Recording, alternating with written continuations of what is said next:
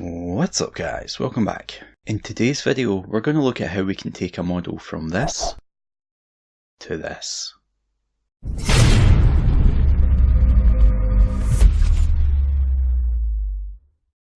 Today's model was sent in by Umberto. It's quite a simple miniature, so you're a bit limited in what you can do with it. However, I think what you've done is quite a nice tabletop job. Having said that, there's a few issues that immediately jump out at me. Right now you have three main points of interest: the yellow snake belly, the hilt of the sword, and the middle of the blade. That's because these three areas are the brightest parts of the model, and also because they are the most powerful in terms of colour. Less so on the blade of the sword, but definitely on the hilt and the belly. Yellow tends to be much more eye-catching than green, so as these are the two main colours used, your eyes are going to be naturally drawn to those elements.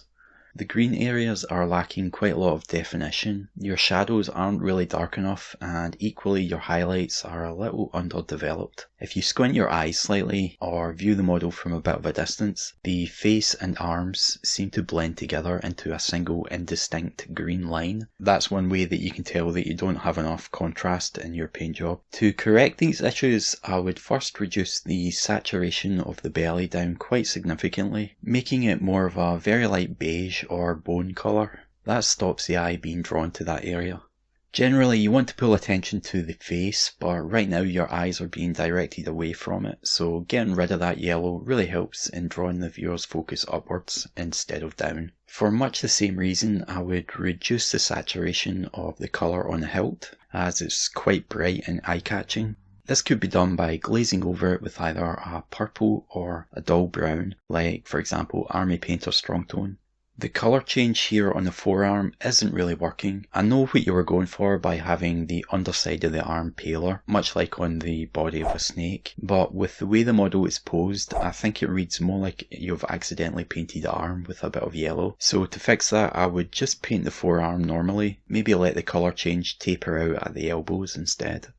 The shadows on your skin tone need to be a lot darker so that you can make out the shape of the muscles and all the little details in the face. Rather than using dark green for that, I would use a dark magenta, which you can make simply by mixing a little black into some magenta, and then I would paint this into all the recesses in the skin.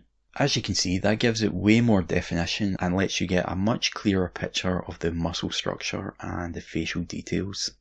The reason that I used magenta for the shadows instead of opting for a dark green is because magenta is the complementary colour to lime green, and using these two colours together allows you to create a very strong contrast. It's also more visually interesting for the viewer to see more than one colour, even if they don't consciously register it. Now that those shadows are in place, you can see how flat the highlights appear. They almost look like a single colour. That's because there's not a wide enough difference in the brightness of each highlight. If we add a couple more, each significantly brighter than the last, we should get something that looks like this. There you can see what a massive difference that's made to the skin, especially if you compare it to how it looked originally. Now that we've done that, it's really reduced the impact of the eyes, so we can bring them back by painting them with a bright magenta. Again, using magenta next to the lime green creates a very strong contrast, so using it here helps to boost the impact of the eyes. If you want, you could also glaze some of that same colour close to the eyes to give a very subtle glow effect.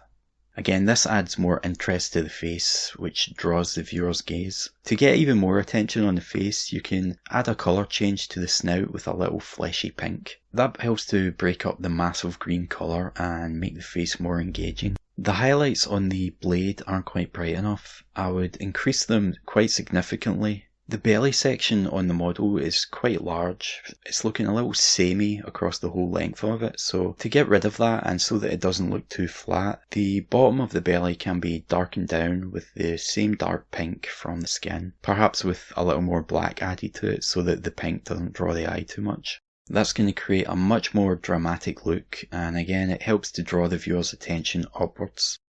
The last thing that I would do is darken down the base, especially towards the outside edges. That helps to create a subtle lighting effect and puts a lot more focus on the model than the base. It's quite a simple change, but it has quite a big impact. If you look at the two paint jobs side by side, you can see how even small changes can radically impact the overall look of your miniatures. All I've really done here is made a couple small changes in the colour choice and boosted the contrast slightly. As an exercise that you can do, I can recommend having a look at the last model that you painted and pick out one or two things that you're not happy with, then try and work out how you could improve on them, and then apply those one or two things on the next model that you paint. If you keep doing that for each model, you'll be surprised how quickly that you can improve. Alright guys, so let me know what you thought of the video by dropping a comment down below. Smash like if you enjoyed it, subscribe if you want to see more videos from me, and I'll see you all in the next one.